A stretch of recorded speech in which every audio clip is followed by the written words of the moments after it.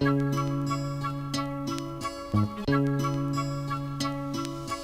Jitsu Master and the Squid. The Jitsu Master and the Squid. The Jitsu Master and the Squid. The Jitsu Master and the Squid.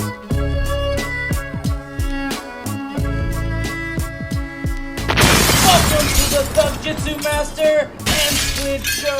All right, welcome to the Thug Jitsu Master and Squid Show, Season 3, Episode 1.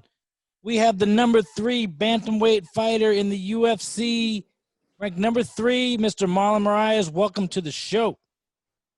Thank you guys to have me in. Good to talk a little bit. Even after a defeat, it's important to talk with you guys, let everything know and let everyone know I want to get back, It's not going to hurt me. I lost, but I'll be back and I'll get back to the win column soon. Well, you said you want to get back to the win column. I know you will. You're that guy, man. Magic Marlon Moraes, right? So when are we going to see you back inside the octagon? I'm looking to December. It's very close now, and hopefully I can get opponent. And I'm looking for December 12 or December 19. Not later than that. I want to get back. I took that fight, didn't make much sense for me. And now I that's the only thing I asked UFC. I want to get back as soon as possible. Now, at the top of your division, the bantamweight division, it can really get really messy in the next couple of weeks with Peter Yan and Funkmaster Aljamain Sterling fighting, because you hold a win over Aljamain with a knockout. Sandhagen holds a win over you from last weekend, and if the Funkmaster beats Peter Yan, I mean, Sandhagen doesn't necessarily deserve that fight right away. The fight was so soon. It was 2 fights ago for Aljamain, but you beat him, what was that, 2 or 3 fights ago? Like, where do you think that puts you, or who are you rooting for in that title fight? I just want the best to win, I'm not going to be selfish and think, I want Sterling to win because I hold the victory against him, and that could help me getting my title shot. But I know what's going to help me get my title shot. Just get back in, get a win, get another one, and just stay busy, I got to stay busy. I got to keep fighting, and I got to get flowing, That was a while away from the cage, and I didn't feel it, but I want to feel more comfortable in there, and I know being there more will make me a better fighter. Good. Sorry, I thought Squid had something to say. Yeah, I know what you're talking about, man. Being inside the cage, being, having that frequent, back-to-back fights, that really, really helps. Having all this time off, how did you feel in that first round? Did you feel comfortable right away, or did you feel you had to get yourself back in the groove? No, I watched the fight already. I thought the first round was very close, but I would score for him, honest. I think I landed the hardest shots, but he was a little more busy. But the round was back and forth, That I was good. I was feeling good. His hands, I thought his hand was gonna be a little harder, and that gave me a little confidence. When you're in there, some things that happen gets you more confident. Like if you feel the guy, you don't know the guy, you don't know his speed, his power, and when you get in there and you feel, you can get a lot of confidence, or you can lose confidence. And for me, I felt that my timing was good. I wanna get the grappling going too, but I didn't have no time on the first round. When I got him down, my corner said, "Hey, don't push too much, only 10 seconds." And on the second round, it's hard because his speed, he was fast. That was something that impressed me. That was a little different than I was seeing sparring. Like, his movement was pretty good. He's in and out, his feints, and wasn't something easy to deal with. And I want to make him commit a little more. So on the beginning of the second round, I thought, man, I want to make this guy come a little more to me. He landed the kick on me, and he started to say, I hurt, but, I was fine. Didn't hurt me, didn't phase me. And I throw a combination right after. But I want to push him to me because I want I want to see him on the ground more. I want to make it a little dirty because I felt he was getting too comfortable on the stand-up. But I have no time. He set me up perfect. And hats off to him, you know. He landed an inside kick first, and then he feigned. And because in the end of the first round, he threw a kick on the body, and I was a hard kick. He got me worried about the body kick. And when he feigned low, and the next kick, I said, then this guy is gonna come on the body right now. I'm gonna pair. And I wait for the pair, and in a fraction of a second, I did not see the spinning back kick at all. We stud the fights, you know. I get with my coaches, we sit down, we watch the opponents, everything they do. And this guy never did a spinning back wheel kick. That was the first time.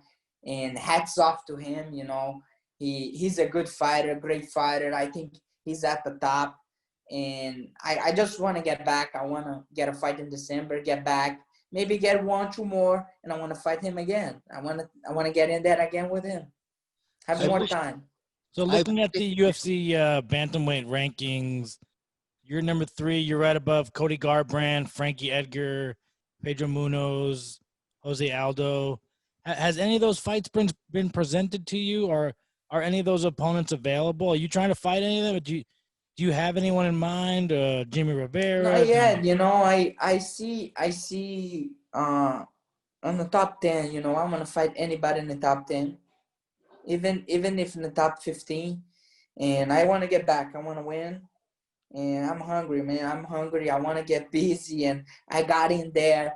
And as a fighter, me, Yves know how it is. When you get in there and your purpose is to do 5 rounds, you train so much for 5 rounds, you spar in the gym a lot, and you get in there and you fight a round and a half, man, gets you pissed. You know, I wanna get back, and I wanna get in there again. I have so much more to do than I did on my last one. Are you cleared for training right now after the KO? Yeah. I'm clear. I was gonna train 11, but I changed the time because I want to talk with you guys 11, and work out good, man. Everything work out good. Have you spoke to anybody else about the have you been kind of away from the media for the last couple weeks? No, I mean, I don't wanna talk with people that don't make much sense to me, you know. And I know talk with someone that have the experience like Yves, you know, and it's good to me hear from these guys, not just talk how was my experience and everything, but some things that you mistakes and something that you do right. And it's not always that you do everything right and the result comes, you know. Yeah. And I think this time was one of those times, and I'm not upset at all. Of course, I hate to lose, but I want to get back and I want to fight again. Yeah, you don't do it very much, man, when you say you hate to lose, and I appreciate that. That's why you're the Magic Man, man. A lot of people love to watch you in there, love what you do, and I'm one of those people. Now, you've been training up in New Jersey for a long time with Frankie Edgar and Edson, but now you and Edson are down in Florida again, and Frankie's in your weight class now. Is that a fight that you're open to having, or you guys put too much time in together to do that? It's right now, you know, we, like you just said, we put so much time together, and the point he is now and the point I am, I don't think make much sense to me get this fight right now. And I know Frankie, I respect him, everything he done for the sport.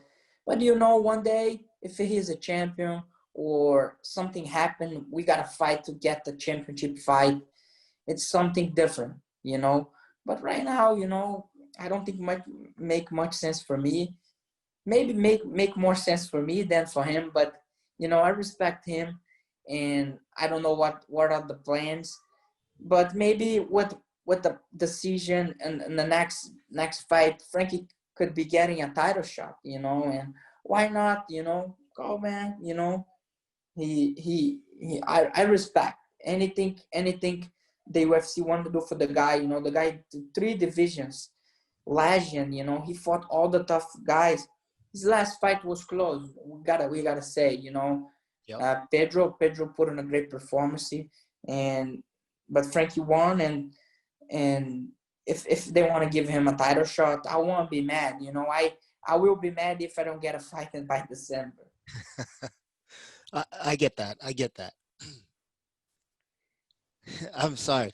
I can't really see Squid right now, but we usually have a really good rapport when we're sitting next to each other. We got thousands of miles between us right now, so it's a little bit awkward. We're gonna make this thing work out.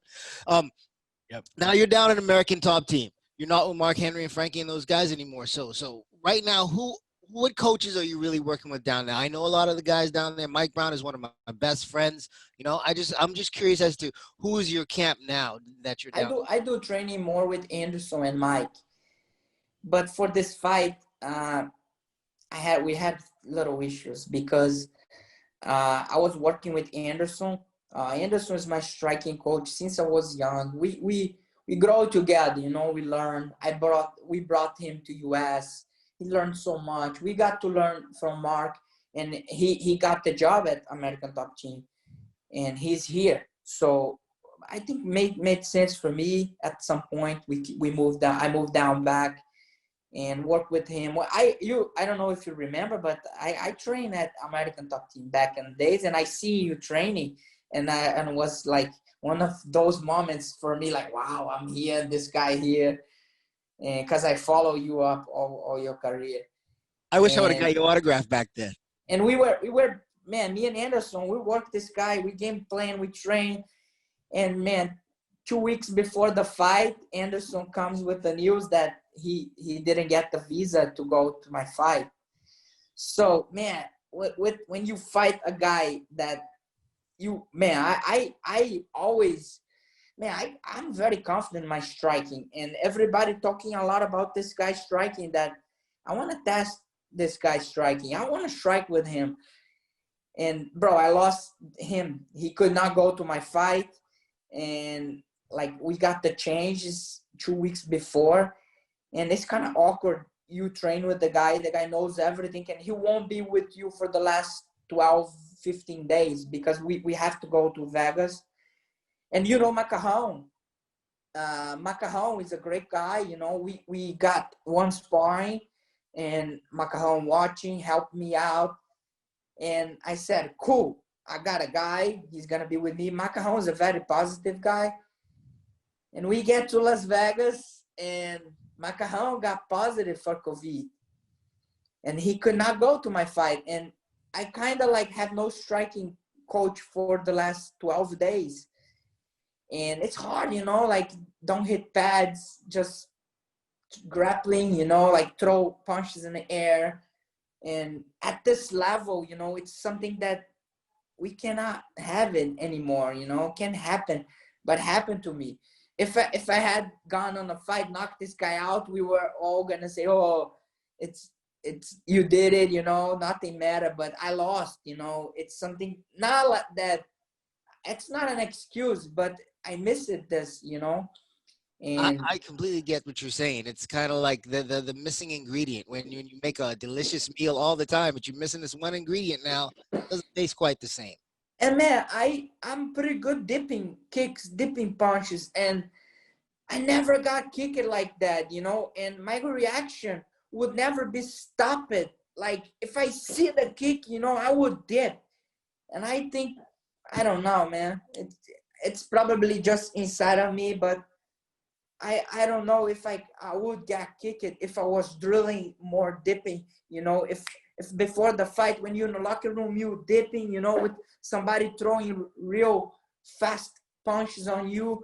And like Anderson, my coach, he kicks very fast, and I think he would warm me up, kick me. You know, I like guys kick me hard on the backstage, but I did not see that. You know, the first time I saw was real, you know, and I got caught. But it's not an excuse. It's just a lot of things that happen. And Mike Brown, he could go to my fight too.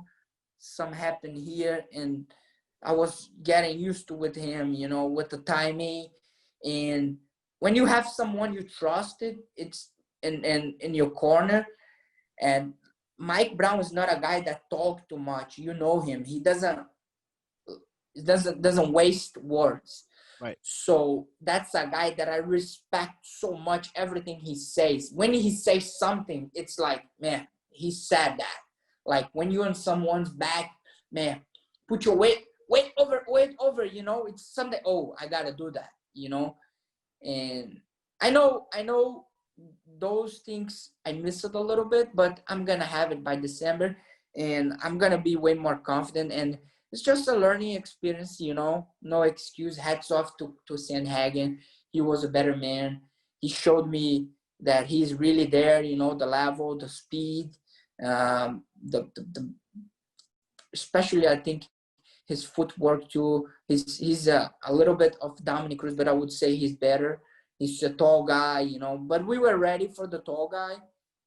We were training with the taller guys, but you know, I'll be back. I'll be back, and things will work my way this time. That was something I was curious about, the height and the height reach advantage that he had. Did that give you, I know you said you prepared for it, but did that give you any problems with his striking while you were in there with him? Did it feel a little awkward, his range? Not with the man. I would say I was expecting more with the boxing. It's weird because I was expecting more, have a hard times with him in the boxing with the straight punches. He's a guy that he keeps scoring the jab. So I have my hands open because I want to pair his punches. But I didn't feel his punches. But to be honest, the kicks, the distance that he was kicking me was different, was out of my range. So the kicks surprised me. The range that he was kicking me. He was very safe where he was kicking me from, you know. He was at the place that he was kicking me. I'm very good countering kicks, but he was at the distance that I could not reach him. Yeah. But was a little missing spot that I felt the difference on the range. Yeah, I understand what you're saying, and I've had that feeling before, not in a fight, just in the gym with guys like Joe Schilling, when they throw big kicks and you have counters that are kind of your go-tos, and you just can't get there because they seem so far away, you know. Yeah, and I think the way he was kicking me was better for wrestling because I could grab his leg, but I could not land punches, you know. Yes. So I think as the fight going, I would try stop his kicks with the wrestling because I wasn't able to counter. I didn't feel comfortable countering him. Man, I was kind of hurt when you went down to that kick. But you're a real man, Marlon. And Yeah, I was watching yesterday. Someone told me, and man, I'm an honest fighter. I'll never lie about anything that happened in a fight. I'll open up everything to anybody that asks me, you know, because that's how we grow. You know, if I won't grow, someone will take it from their career and they will use it. yes, And I think the best thing about him on the knockout, the kick didn't phase me much, but the first punch he landed me on the ground, I think the first punch kind of rocked me. That's why I didn't know. That's why the ref stopped the fight because he landed a punch, he kind of phased me and he kept throwing. But the ones he threw after, he was like getting me back. So I think he stopped the fight because of the punch. He's solid, you know. I thought I couldn't get it because I was like, man, the kick, I was fine after the kick. But I didn't remember the punch I saw yesterday on the video. If you guys want to watch again, you guys going to be able to watch. The first punch he landed me was a very good punch. He took advantage of the time too. yeah.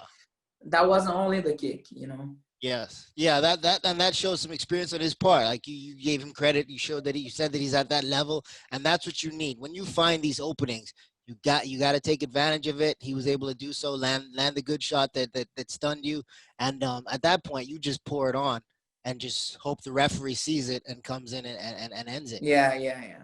That's what he was able to do. Marlon, man, you have so many fights before you got to the UFC, right? You were World Series of Fighting champion. I believe you're the only bantamweight champion in the World Series of Fighting, weren't you? Because you were their inaugural champion, and when the PFL came in, yeah. So you were the only bantamweight champion for the World Series of Fighting. Yeah, they canceled the 135 division. Now they only have 145, right? Yeah, 145 up to heavyweight, and that's got to be something special, though. I mean, because you defended that belt successfully. What was it, 7 times? More than Yeah, that. I think five, 6 times. One time the guy didn't make weight, Yep. so it wasn't for the belt. Okay. And I mean, then you come to the UFC, and you're one of these guys. A lot of people say, he's the world champion somewhere else. He's not in the UFC. He doesn't belong here. But you came to the UFC and you proved that you belong there. Right now, you're still in talks, coming off of a loss, but you're still in talks as one of the guys that could become the champion or challenge for that title at 135. What does it feel like, or tell me how you stay at this level for this long? Because a lot of guys don't understand how much work you guys have to put in to stay there. Can you see me? Oh, sorry. I think if you're not injured, and you still have passion for the game, you can stay there. I think a lot of people, they judge us as a fighters. They say, "Oh, this guy, this level is not good. He's getting worse. He's not good anymore." But people don't know daily what we fight through. The injuries we have. We have families. Some people, like, they don't have time for the family, for their kids, and start to get hard, and you just can't do anymore. And I think I'm still finding passion for the game because I want to learn and I want to be better. And every time I get in there, like this last fight, I'm so much more as a fighter that night, and the passion I have is for the next one. I'm just trying to look for the next one, and for new goals, like for the next one. What's my goal? My goal is be better than yesterday. I want to get a victory. I want to be a better fighter. I want to be able to do things that I never done. If you still have that passion, you still can fight, and that's what drives me. Every time I fight, I want to be better next time. I want to train things that I didn't train before. I want to do what other guys are doing inside. So I think we always got to find that. If you don't have that anymore, you can't keep fighting. It's something that takes so much. You know that. Yeah, it does take a lot, man. And you've been in martial arts since you were a child. You started Muay Thai as a kid, right? Yeah, I start Muay Thai kickboxing in Brazil. It's more like kickboxing, but they call Muay Thai. And I start young, and always I was very competitive. I compete jiu-jitsu to kickboxing always growing up, and I turned pro. But when I turned pro, I could not put so much time because I was working, and I was working from 7 to 5 and go to school at night, and I have no time for training. So I said, I'm not going to keep doing MMA. I'm going to stop a little bit. And when I was in college, I stopped MMA, and I was just competing kickboxing. Because kickboxing, I could train. I could go for training like lunch times and sometimes between school and work. And I kept competing. I won like a couple big tournaments in Brazil. And when I was 21, Edson was here in Florida, and he told, "Hey man, you want to come here? Teach, and you only gonna train and fight and accept." I moved to Jupiter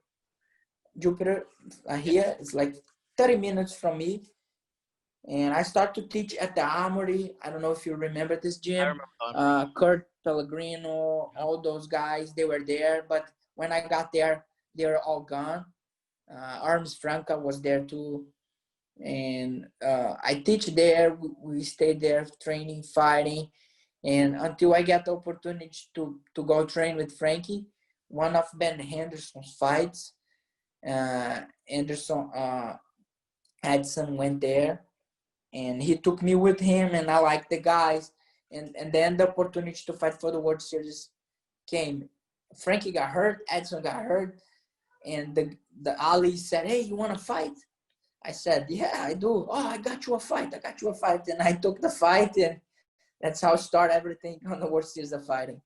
Yeah, now you're living the dream, man. You're living your life, doing the thing that you grew up doing, and you seem to love the most, man. You put a lot into this, and I, for one, appreciate everything every time you stepped in the cage. And I'm a huge fan, man. I love watching you do your work.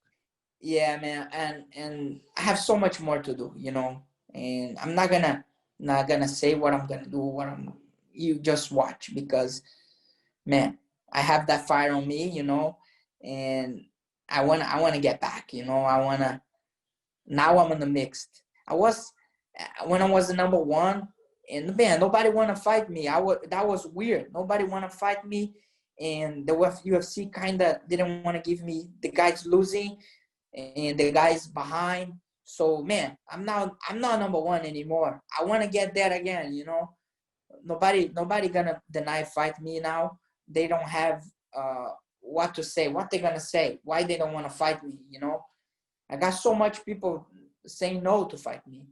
And when they proposed me to fight Cody, I said, man, Sandhagen, I said, yes, of course, let's fight. He just lost to a guy that I knocked out, but I want to get back in the mix. He's a tough fight. He's a very hard fight. I know anytime you step in the octagon, it's 50-50. But I took the fight.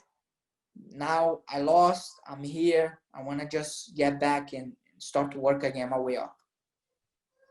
Who wins, Peter Yan or Aljamain Sterling? Who do you think wins? Tough fight, man.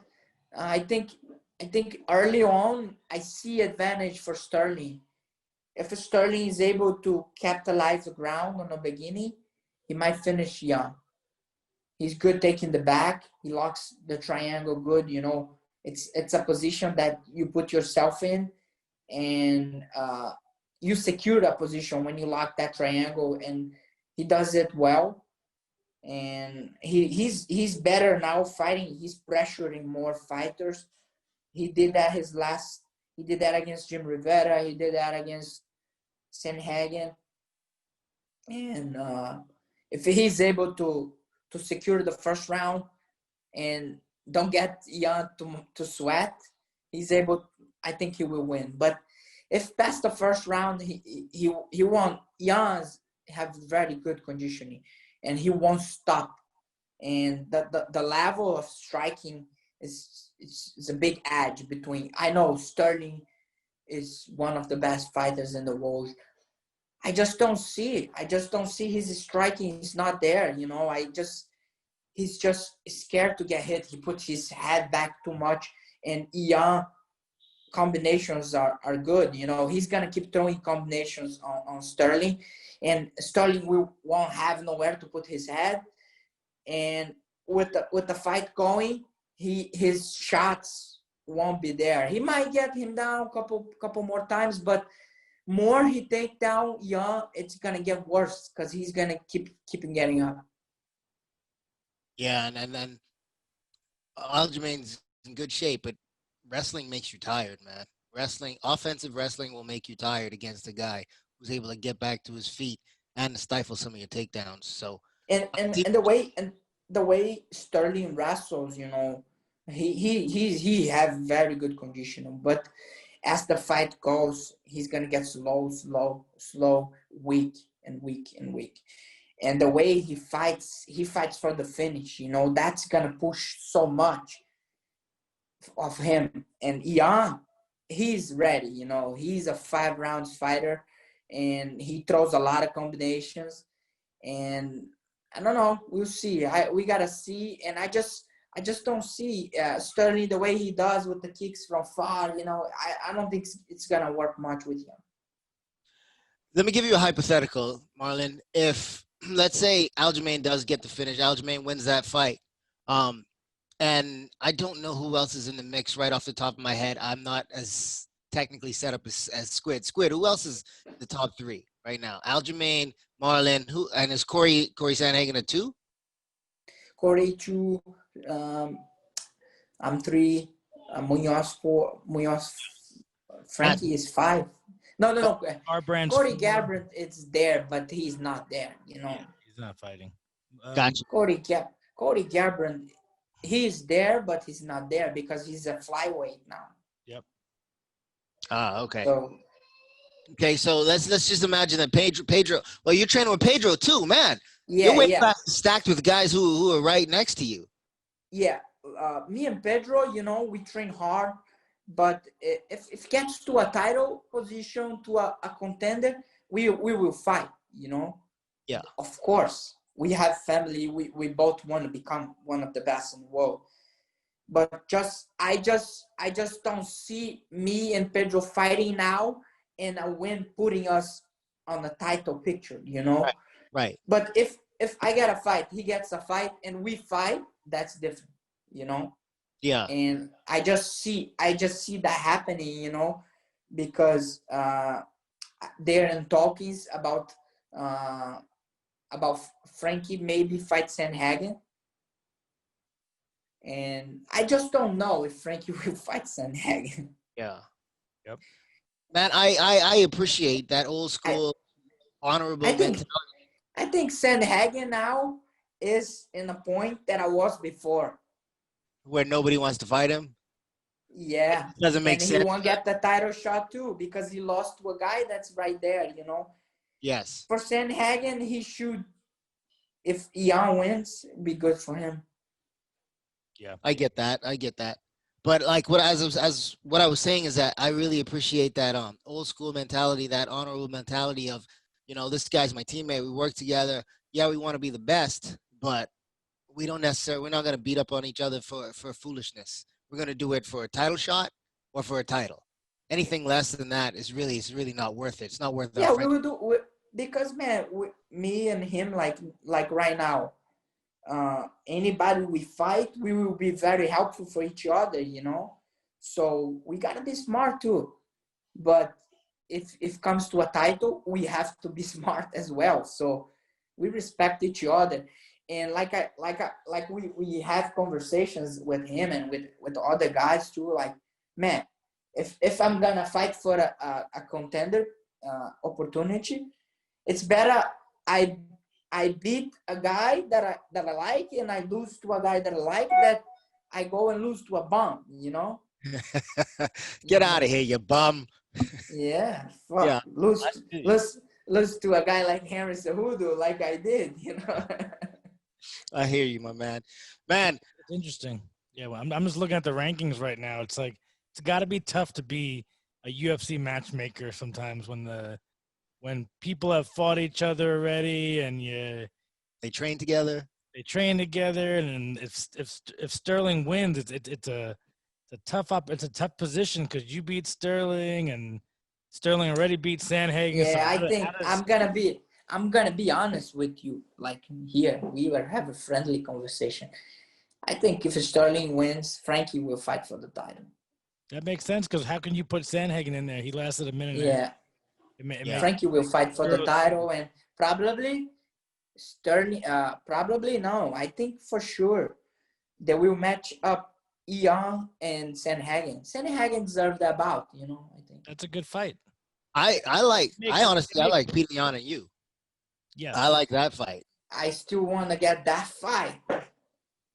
So you got to fight Because someone. I had it.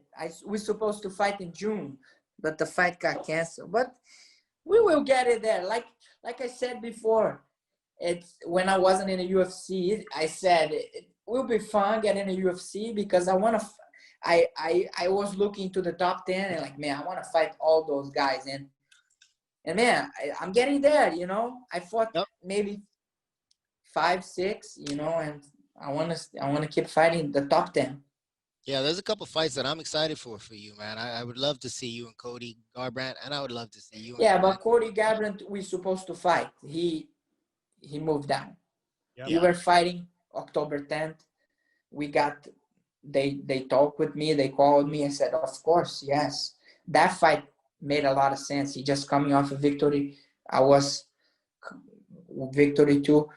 But no, I'm going to move down. And to be honest, it was even better for me because he just got hurt something.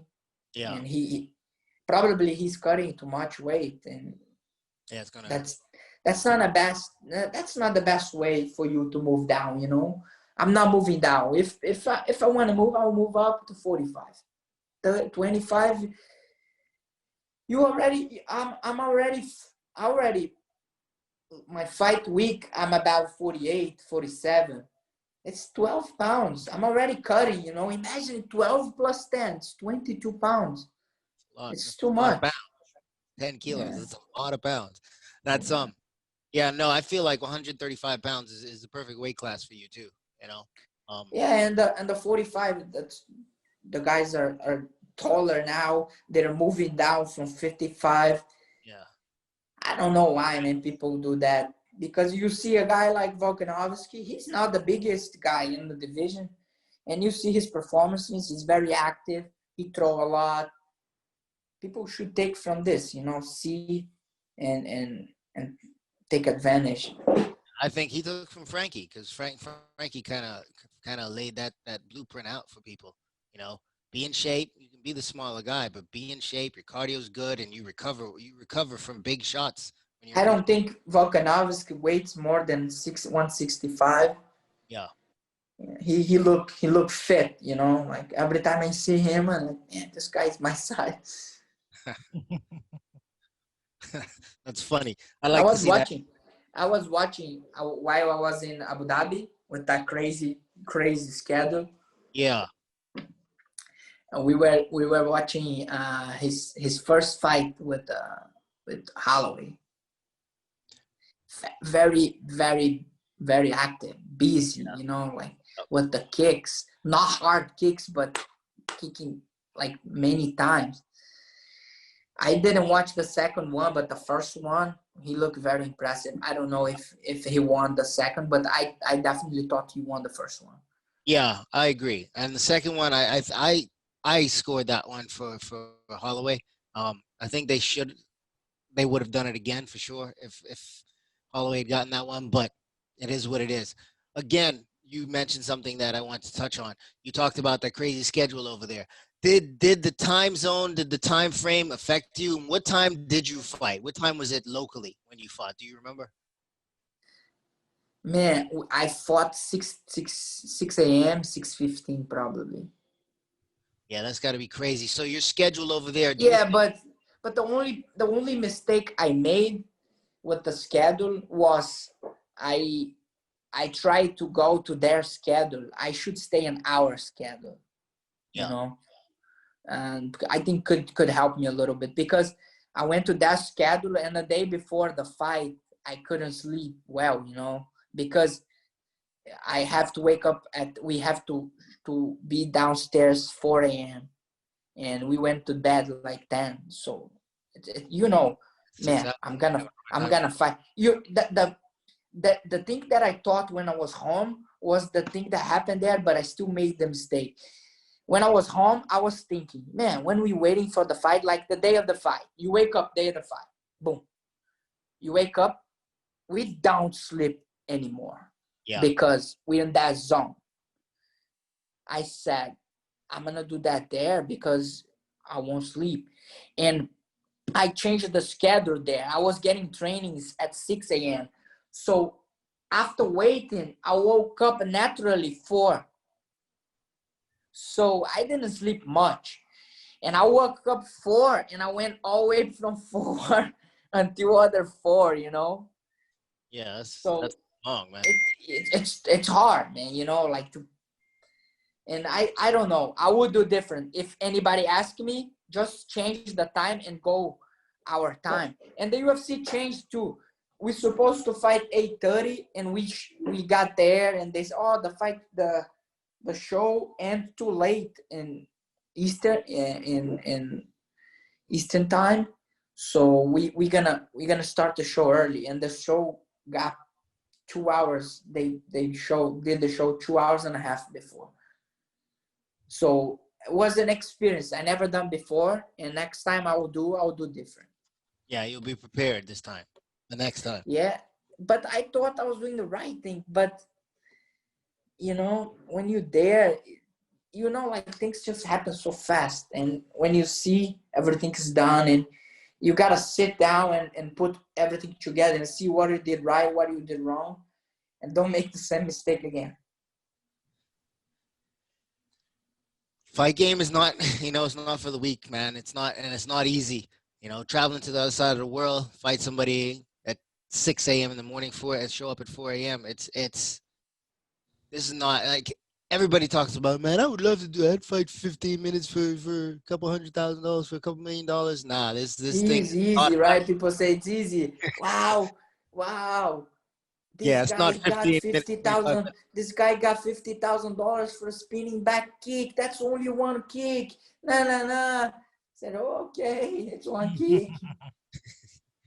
Yeah, and there's 1,000 hours in the gym.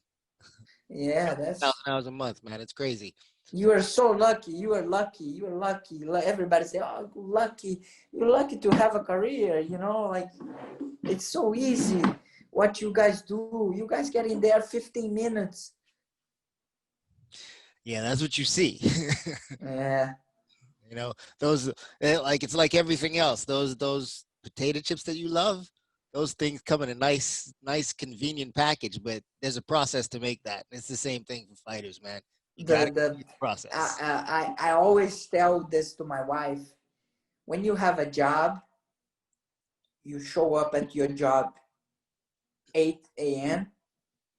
Let's say from 8 to 4, and you go home 4. That's 8 hours. Let's say eight hours of work, 5 days a week. But when you're a professional fighter, when you wake up, you're already working because your mind is thinking about the fight. Your mind is thinking about let's you social media people send you message. You gotta talk with your manager about this, about that. And from 8 until 12, you sleep at night. You are all day fighter. I'm sorry. It's not like a job that you show up and then you show. Let's say you show off. That doesn't stop. Yep. And people say, oh, but you just fought. You just fought. You just won. Why you you're in vacation for 3 months? Man, Yeah. do you know how many messages I already got and people asking me when's my next one? Yeah. That's the first thing people say. That's the first People thing are I asked you today. people don't let you rest. You just won. They say, hey, you won the second round. Well, you could win the first. You won decision. Wow, you could knock that guy out. And the decision was the fight was close. I don't know if you won. Man, it's a business. That's a profession that you are busy 24/7. Yeah, you got to tune some of those people out, man. But it is what it is. Everybody has their opinion, but you put in the work and it shows. It shows when you steps into the cage. It shows how many hours you've put into your jiu-jitsu, into your wrestling, into your kickboxing. And as a fight fan, man, I appreciate it. I really appreciate it, man. I appreciate you coming in today and talking with us. And I would love to get you back before your next one, man. When you get scheduled. Yeah, it was good. It was good to let it off, talk with you guys a little bit. And I'm back, man. I'm back. I'm in the gym. And that was just the press the button, the green. I'm back. And let's go to the gym now and get it off. Get those 5 pounds extra that I put it on off. And You get that vacation weight off. yeah. I told my wife, let's plan a vacation after December. December is be ready for another. You married? Yes. So your wife always know when you're in a fighting zone. So that's when the girl are in a period. That's a tension before. How you guys call here? TLC. Give them some TLC. TLC. Yeah, we have TLF. It's tension pre TPF is the tension pre-fight. It's us, Yep. And it's hard, man. It's hard, but we enjoy. And always when I have a chance, I like to thank my wife, because it's tough. It's tough to. I think it's tougher for them than for us because they go through everything, but they kind of they probably feel like they can't do much, because we're the ones that train. We're the ones that know everything. We're the ones that suffer in here, and we're the ones that step in the cage. We're the ones inside the TV, you know. And for them, they just can support, be with us, pray. But it's hard. It's hard for them because that's not much they can do, you know. And I want to thank always my wife, Isabella. She's with me since I was 18 years old. And I still remember the first time she went to a fight. I was 18, and I was fighting a tournament. That was 4 fights same day. And she saw 4 fights in one day, and like, oh my God, that's crazy. And since then, she always support me, my dreams, and she always with me. And I'm very thankful.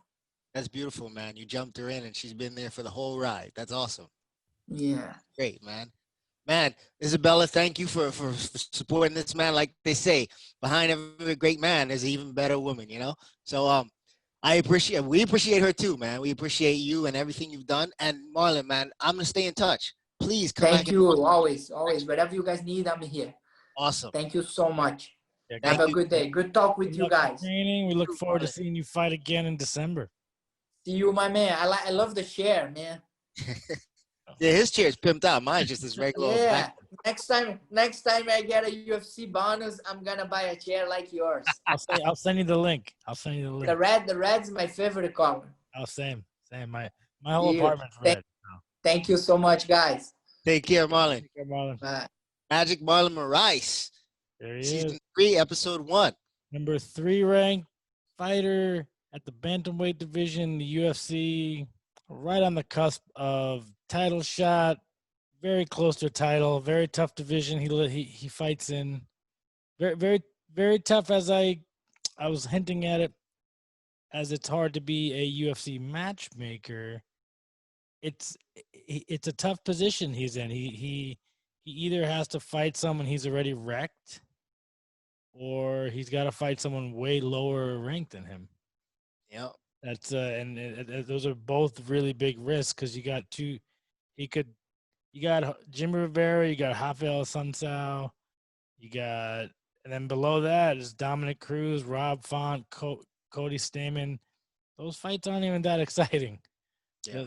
Maybe Dominic Cruz, just because he's won titles, but he's ranked 10th. He's ranked 10th, and it doesn't really do very much for you. All it does is, I think he needs a win to disqualify for a title, because there are some interesting outcomes that can happen, because he lost to Sandhagen and he beat Aljamain, but Aljamain beat Sandhagen. It's that ABC fighter. It's interesting to think about. It's tough to justify it to the public making title fights after this fight, because the people. It shows you that styles make fights. It's not so clear cut and dry. Peter Yan's clearly the champion, but he's got there without fighting a couple people as well. Yeah, and we do see that some guys can get to the title shot completely avoiding certain stylistic matchups. Peter Yan completely circumnavigated most of the top ranked guys at the division. But here's the thing where Magic Marlon Moraes stands. It's he's coming off a loss to Sandhagen, but that fight triangle of him, Aljamain, and Marlon is doesn't necessarily push him back too far. Aljamain wins or loses this fight. Marlon Moraes is 1, maybe 2 fights away from that title shot, 2 wins away at the most. 100%. The win over Aljamain holds a lot of water. And also the finishes of Jimmy Rivera and Rafael. So you look at the rankings, it's like, okay, he just lost, but he holds wins right there in the top 7. He's got like 3 wins. So he finishes another top 10 guy, and Aljamain wins this fight. That's his fight. He finishes 2 top 10 guys, and Aljamain loses this fight.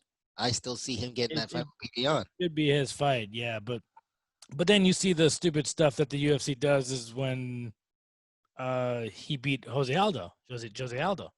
Yeah, Jose Aldo gets the title shot. Jose Aldo gets the title shot. So it loses a lot of credibility. The UFC was doing pretty good for a while with this weight class until that move, and now That they now got it's some. just a circus. Now it's just whatever. Who cares? Just match whoever. Give whoever a title fight, but give Rob Font. Who cares? Who cares? What does it matter to true fight fans who gets the title shot, right? It just makes for a fight. It makes Jose versus Jan. And then we saw that fight was terrible. That fight was a butt kicking.